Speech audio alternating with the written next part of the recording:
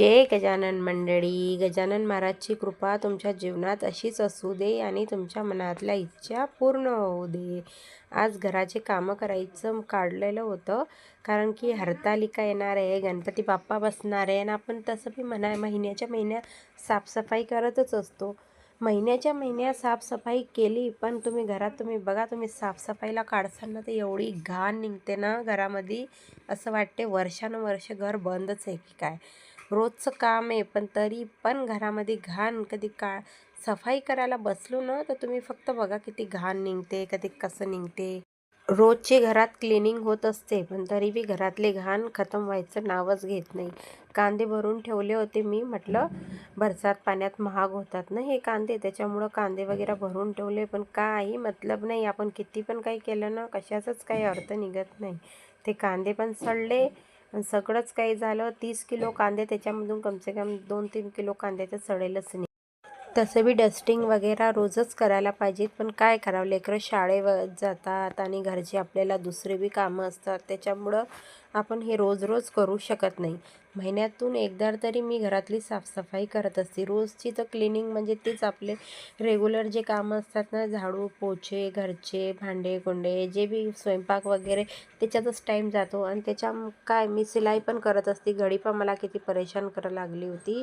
मी काय सांगू, ते घडीचं मागचं भेटतच नव्हतं की कुठं गेलं, काय गेलं. मी इतकी फसली ना याच्यामध्ये, कमसे कम 15-20 मिनटं लागले मला ह्याच्या घडीमध्ये. घडीचं तोंडच मागचं भेटत नव्हतं, कुठे गेलं, काय गेलं.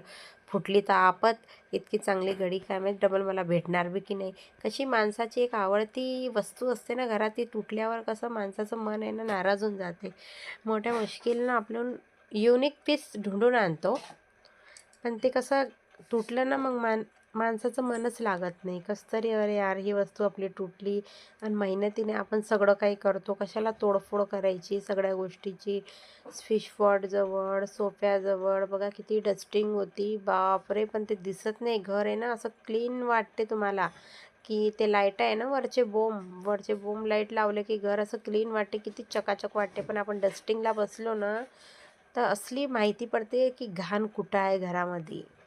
पुरं साफसफाई, डस्टिंग, क्लिनिंग सगळं मी केलं व्यवस्थितपणे, कारण की आम्हाला इथं गणेशजी बसवायचे होते ह्या मंदिरामध्ये.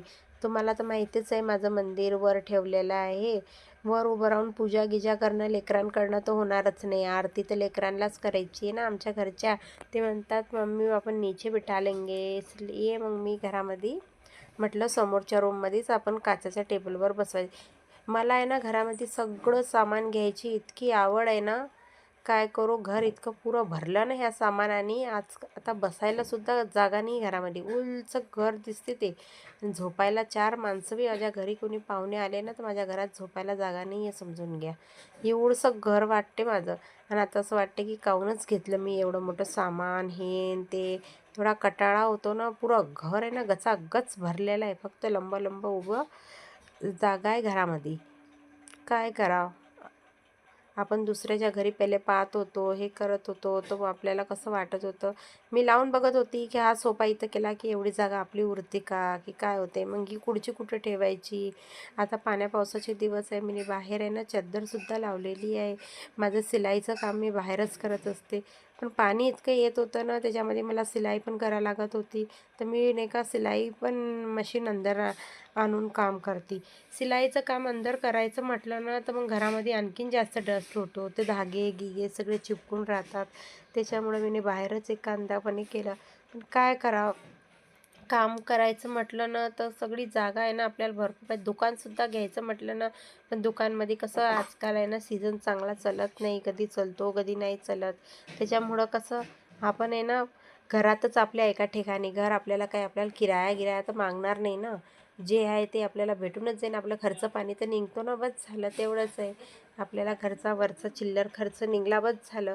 आणि नाही पण निघला तरी देवाच्या कृपेने आमचं सगळंच चांगलं आहे. असे मी डस्टिंग वगैरे. रात्रीचे 8 वाजले होते आणि मला डबल आंघोळसुद्धा करायची होती. लेकरांनी पण आंघोळ वगैरे केली नव्हती. मग सगळ्यांची आंघोळ वगैरे घातली, सगळ्यांनी आंघोळ केली आणि घरातले कामं वगैरे माझे सगळे संपून झाले होते. आखरीच होतं हे मंदिर. मग त्याच्यानंतर सगळं घर क्लीन झालं होतं. मी तो व्हिडिओ बनवला नाही तुम्हाला दाखवायला. पुरं घर व्यवस्थित चकाचकपणे केलं, कारण की रात झाली होती. बाहेर पाऊस बी इतका पडत होता की काय करू. अखेरीची झाडू लावली, एक फरशी पुसून घेतली. मग नंतर मी आंघोळ वगैरे करून आली आणि मग स्वयंपाक वगैरे केला. आणि 2 ब्लाऊजसुद्धा काढले मी रात्रीचे आहे ना, पण ते तुम्हाला मी ब्लॉगमध्ये दाखवले नाही. शिलाईचे मी 2 ब्लाऊजसुद्धा काढले अखेरीचे रात्री. आणि एक ब्लाऊज मी ठेवलं, म्हटलं दुसऱ्या दिवशी काढेन म्हटलं हे. मी एवढी दमली आणि एवढी थकली होती ना, पण लेकरं सगळेजण म्हणत होते की तू मेहंदी काढ. आम्ही सगळ्यांनी काढली, तू काढ.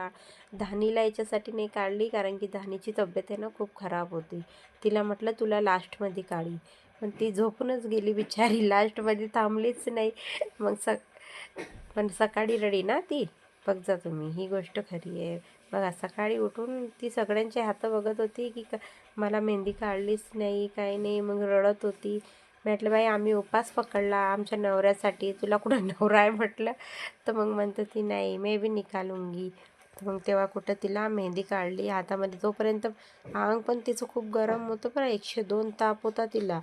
पण ती थांबते का लहान लेकराला मेहंदी नखपालीस लावू नये, कारण की तेवढंच थंड बसलं तर शरीरात ताप येतो येतो. पण ती ऐकायला तयारच नव्हती. चला देवाच्या भरोशावर तिला मेहंदी काढली. जे होईन ते होईन, बघू. मग सकाळी आंघोळ करून आल्यावर मग ही बाया आली. ही म्हणे की नेल पेंट लाव पूजा मौसी, आपण लेके आई हुई. तर म्हटलं चला, म्हटलं बाई हा बी एक काम निपटून घेते, कारण की आपल्यापेक्षा लेकरांना इतका शौक असते, इतका हौस असते ना सगळ्या गोष्टी करायच्या. आणि मुलींना तर सर्वात जास्त. मला तर 2 मुलं आहेत, त्यांना काहीच नाही, त्यांचं मला काही करावी नाही लागत. ते मोठे आहे, ते त्यांच्या हाताने सगळं काही करतात. पण ह्या लहान आहे ना सध्या, म्हणून यांच्यासाठी यांना करावं लागते. त्यांना नखपालीस वगैरे मेहंदी वगैरे काढून दिली तर मग त्या खुश राहतात तशाच. कारण की दुसऱ्या बी मुली नटतात असतात, तर त्यांना बी वाटते की मम्मी आम्हाला बी करून द्या. पण कामच आमच्या मागं एवढे असतात की काय सांगू. मग बाहेर मार्केटमध्ये गेली, पूजाचं सामान आणलं.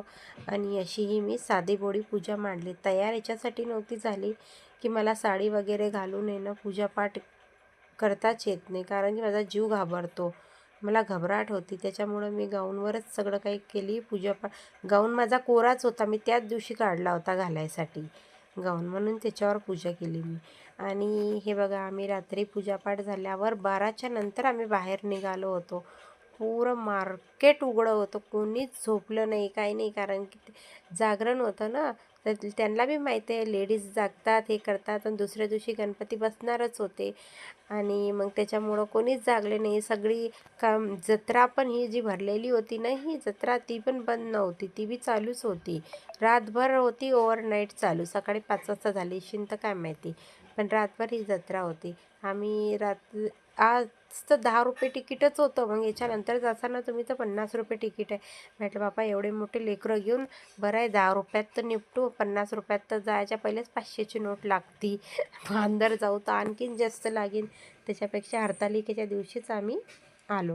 आयुषला आणलं नाही, कारण की आयुष किती रागावलेला आहे, तो त्याला बिलकुल नाही आणलं. त्याची इच्छा होती की मम्मी पप्पा आम्हाला एकट्यालाच घेऊन गेलं पाहिजेत, बाकी कोणालाच नाही. मग आलो आम्ही इथे. तिथं मग काही खरीदारी काही बघितल्याशिवाय बाईचं मन असं होतेच का. तुम्ही कोणत्या बाईला बघा की कोणतं बी सामान भेटलं ना, तर ती काही ना काही छोटं ना मोठं थोडंफार घेईन म्हणजे घेणारच झाली. चला मग, व्हिडिओ आवडल्यास चॅनलला सबस्क्राईब करा, छान छान कमेंट्स करा, शेअर करा. मग भेटू पुढच्या भागात.